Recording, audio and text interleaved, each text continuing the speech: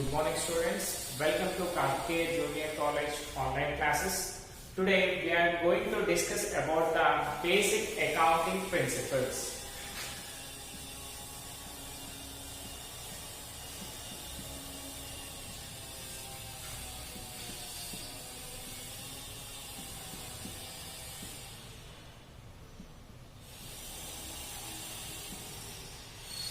Right.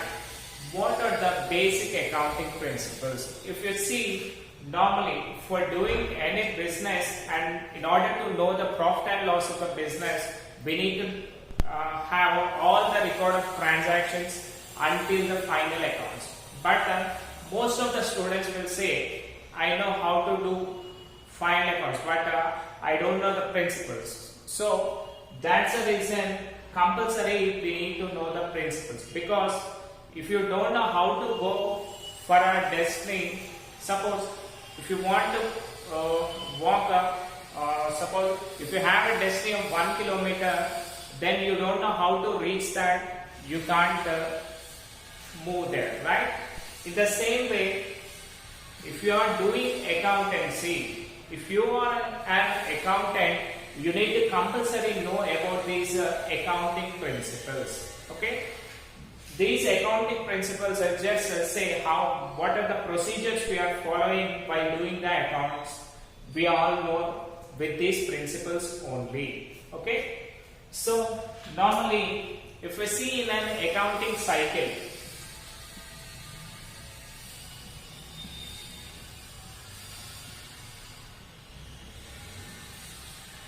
okay, this accounting cycle is categorized into 4, right?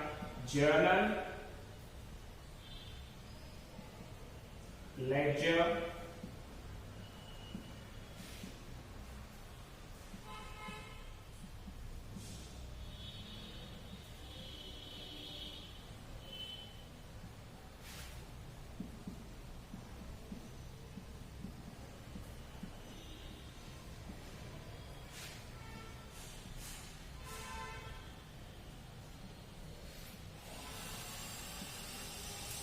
just simply see here students, accounting cycle means it is a process where from the source of document, like if you want to record anything, we need firstly source document, right? Source document, that is how we got this entry. Example, in last class we discussed about the voucher. Voucher means what? It's a proof of identity for the business transaction. Next, at last, we finish this accounts by knowing profit and loss of the business.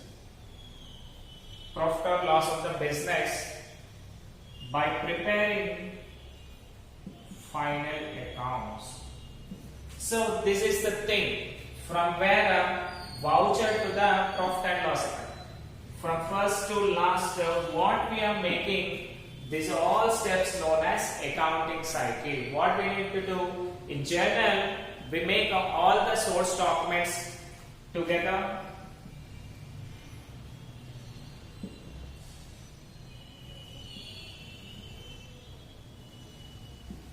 Okay, all the source documents will be gathered together. Next, after that, we categorize them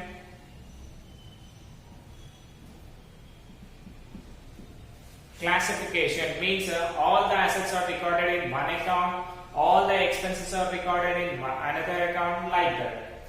Next, what we will do, suppose if you are going for a final exam, what we will do before that, we go with pre-final exam, right? Right. In the same way, before preparing final accounts, what we need to do, we need to trial that. Is it getting correct or loss? Our business going in a correct form or not? So in order to know, is it all the accounts what we did is correct or not, we need to first make a trial of that. Is it good or not? So after the trial is success, we need to finish with final accounts. Then we will get profit or loss. That is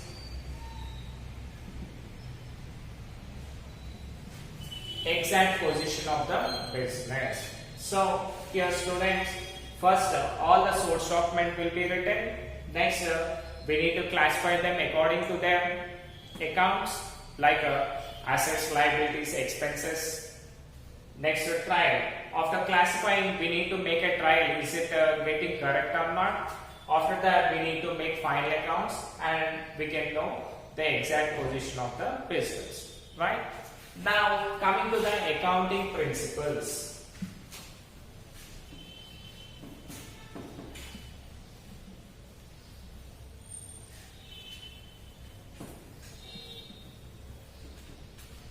So, accounting principles are simply what we can say is a classification. Means what are the procedures we need to follow while preparing an accounts to know the exact value. Because as a commerce student, you will know what is the journal entry for each and every transaction. But other people may not know the exact like that, right? That's the reason we need to know these principles. With these principles, what happened means you can easily disclose this information to other third-party persons who don't know the accountancy also, right? Simply. These accounting principles are categorized into two types. That is accounting concepts and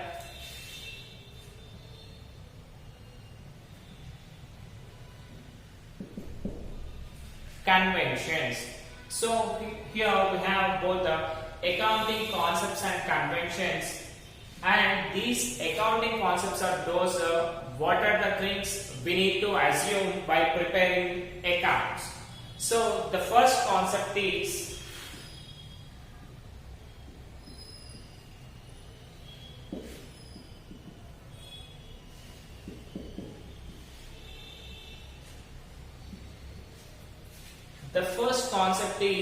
business entity concept. What do you mean by business entity concept? Here simply we can say it as here both the proprietor and business. So in everything there will be proprietor and business, they both should be treated separately.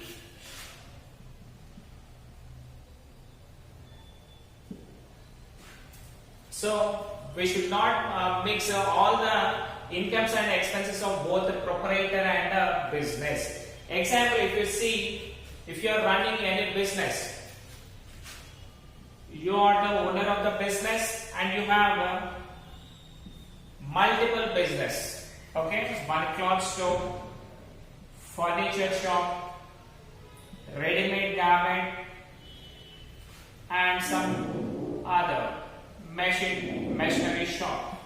So here if you see, you are only single person but you have multiple organizations, right?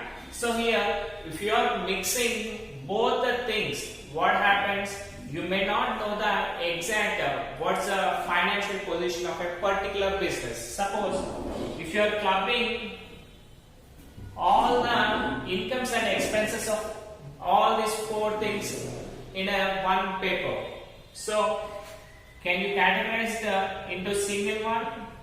Definitely no. That's the reason what we need to do according to business entity concept. We should write all the proprietors incomes and expenses separately, and individual firm business should be written separately so that we can get exact position.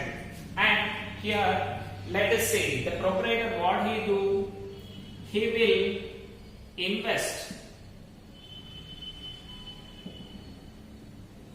So he will invest capital in the business, right? So the capital should be treated as a liability of the business, because owner is separate and business is separate. and the proprietor will be the creditor of the company. You already discussed in the last session, right? What do you mean by creditor? The person who is giving benefit for us and wants to take in future, right?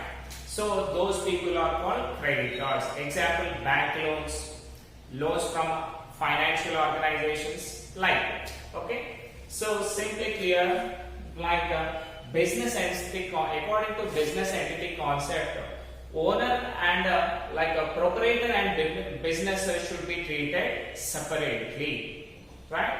Next, coming to the second concept.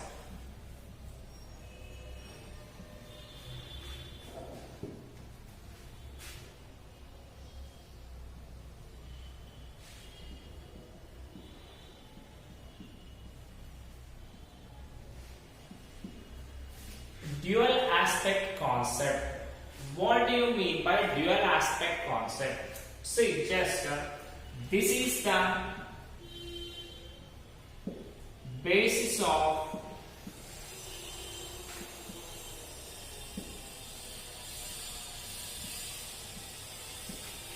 dual entry concept, means a double entry system. You will be getting in future classes about them. So according to dual entity concept, what we need to do, both the receiver and means a benefit who is taking benefit and who is giving benefit should be written. Example, purchase of car,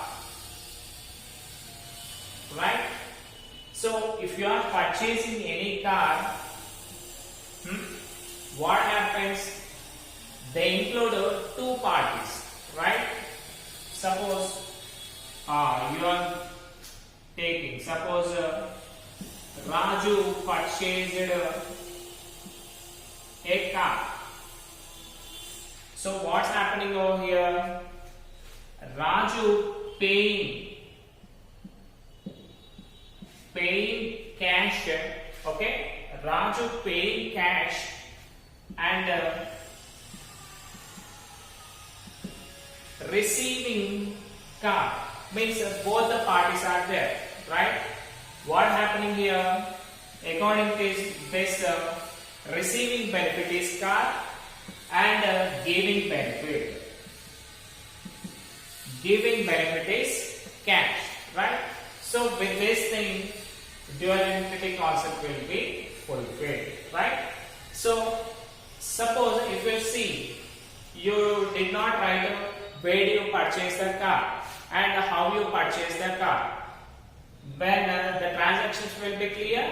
No, because how do you purchase, on credit basis or by paying cash or by taking bank loan, will be in a dilemma or confusion, right? That's the reason we need to write both the things, what you bought and what you paid in return. Okay, this is called a dual aspect concept, right? Next, coming to the next one.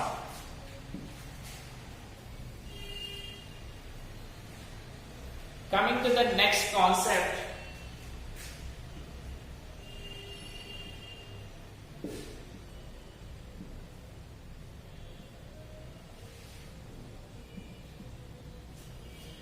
going concern concept.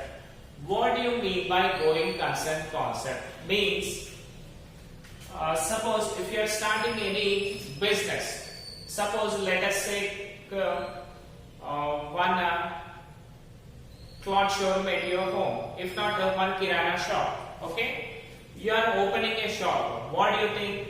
I should run this, I should depend on this kirana shop and I should run this for a longer time, right? Means you will be optimistic, like I want to run and I want to settle my career in this itself, right? But where do you think? I may close it by 1 year, or I may close it by 2 years, or next 2 months I want to run again, I want to close it. No, just what you will think, my business will be in good position and I will be running this business for a longer time, right? That is called going concern concept. By thinking we are running our business continuously, what we need to do, we need to write all the accounts based upon the period. Means usually how much? 1 year time. Already we know what is the financial year. Financial year starts from 1st April. Means financial year starts from 1st April of every month and closes by 31st March. So according to going concern concept, we need to assume that our business is going to run smoothly and securely for a longer time, and I will be running this business all the time.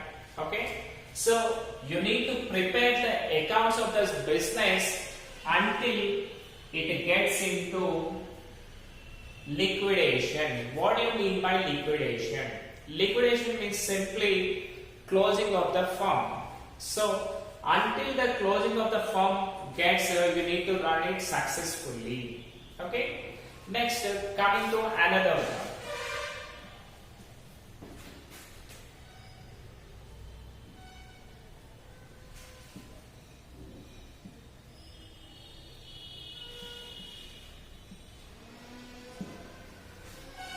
Next concept is money measurement concept.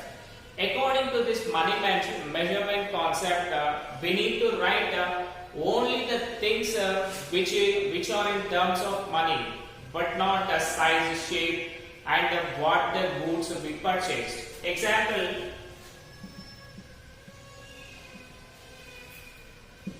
if we are purchasing any machinery, we need to write what is the value we purchased of that. Example, we purchased machinery for 1 lakh rupees. We need to write a machinery 1 lakh rupees, but not a machinery, because sometimes some of the machineries in our business it may cost 20,000, 50,000, or 80,000, or even 2 lakhs, right? So here we can't say all these things are machinery only, but we don't know its value, right? So in order to differentiate the doubts about this, you will get a lot of doubts. Which machine we purchased on a particular day? That's the reason, according to money measurement concept, we need to write the machinery value in terms of money. Means we purchased a machinery worth of 1 lakh, so that they will be having a clear idea of that, right? Suppose we purchased it on 1st April. This 20,000 is June 30. This 2 lakhs one is 1st December. Like that. If you are writing only machinery, we don't know which machine we purchased, right? That's the reason we don't have clear idea of that. That's the reason we need to write the monetary value, how much money we paid for that, and what is the material we purchased. Then only we have a clear indication about our accounts.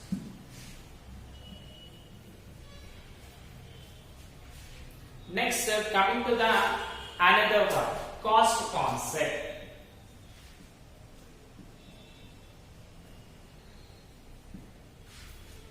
This is the most important thing, because cost concept prevails that the exact price which you paid while getting the machinery or any asset, that amount should be written, but not what is the present market value of that. Example, suppose if you see in Shamshabad, okay, before 10 years, okay, before 10 years, if you see, the cost of the land is just 50,000 to 1 lakh rupees. Okay, you may get at 50,000 to 1 lakh rupees per acre. But if you see now, are we getting that one? No. For presently, if you see, you need to invest 2 crores to 3 crores rupees per that. Okay. So according to cost concept, if you are changing according to the market value, then you don't know exact what's the financial position, right? That's the reason you just need to write it. Suppose you are purchasing at 50,000 only, then you need to write only that value. Then only you will get the exact position of the business. Because at that time you might have invested 50,000 on the land, and for all the material you costed around 2 lakhs. Okay, then your profits will be around 10 to 20,000 at that time. But suppose if you see the cost of the land is 2 or 3 crores, and if you are getting only 20 to 30,000, is it good for you? No. That's the reason we need to write only the amount which we kept for purchase of that particular asset. That is known as cost concept. Now coming to another concept.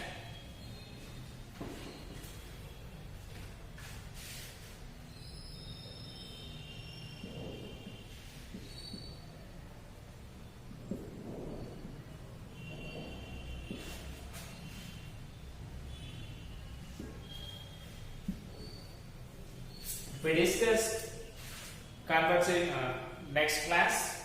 Now just we'll discuss about the concepts. Conventions will be discussed in later class. Accounting period concept. What do you mean by accounting period concept? Means for everything we are thinking what according to going concern concept, we are thinking that our business will be running throughout our lifetime, right? But do we have any particular time until how much we can live? No. That's the reason we need to keep one specific time, that is 1 year of time. Okay, simply for accounting financial year 1st April to 31st March. So in order to know the exact financial position of the business, we need to calculate based upon some interval times, that is 1 year time. Because if you are not keeping any time and you are continuously doing the business, you are getting all incomes and expenses are getting, all these things are happening. But will you know how much amount or how much profit you earn in that particular time? No. That's the reason according to accounting period concept, then only we come to know what is the financial position of the business, and do we want to change the things, or do we want to change the principles, or do we want to change the plans, or we need to recruit a staff. Everything will be knowing, right? Based upon the profit only we can run the business successfully. Suppose if you are getting any losses, then what you will do, you may reduce the expenditure, right? Example, if you are using 10 to 15 lights, then you may reduce to 1 or 2 lights which are exactly necessary. That's the reason for every business to run successfully, we need to know the financial position of that business. That is accounting period concept. What we are doing, we are keeping a particular date, that is 1 year of time, and we are making all the expenses and losses based on the particular date, and we are coming to know about the profits of the business. Next one, accrual concept.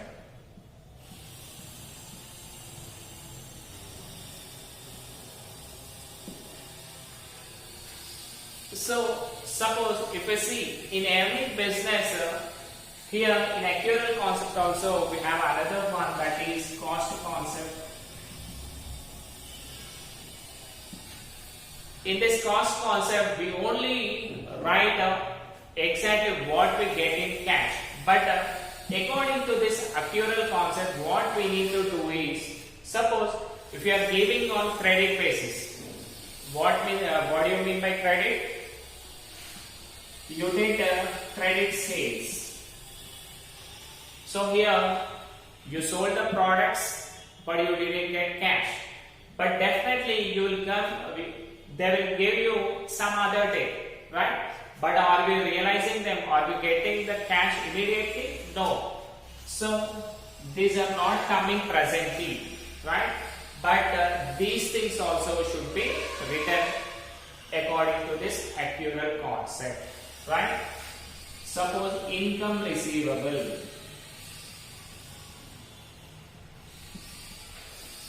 You may receive this in present year or next year, but you need to have a note, right? If you are giving on credit, what you will do?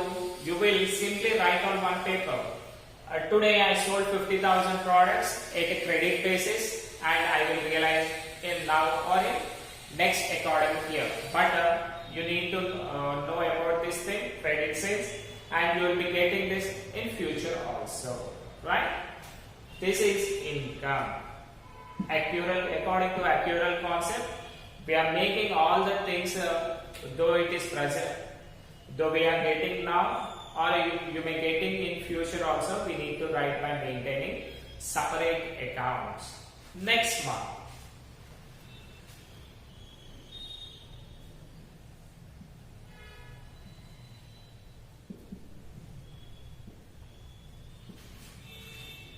Matching concept.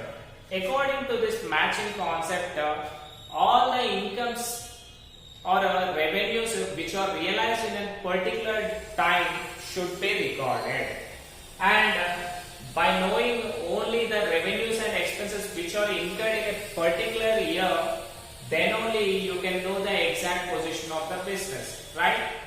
With that the profit only we can share to our shareholders, if not our partners. Suppose you got 50,000 expenses in a particular period, and 1 lakh income or revenue. Okay, so if you are knowing the exact 50,000 and 1 lakh, then only you come to know about the 50,000 profit, right?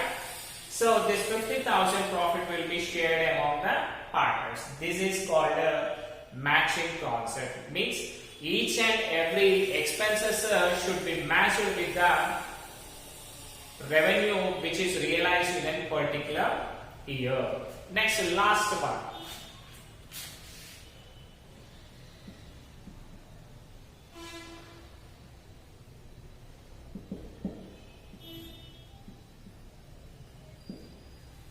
Realization concept. Simply clear, students. Here in accrual concept, what happened? Though we are not getting cash also, we are writing all the things which will be recovered in next year. But according to realization concept, the only things, the only cash which you got in a particular period, then only we need to write about them. That is known as realization. Means when we are receiving only, we need to write that one. Okay? Thanks for watching.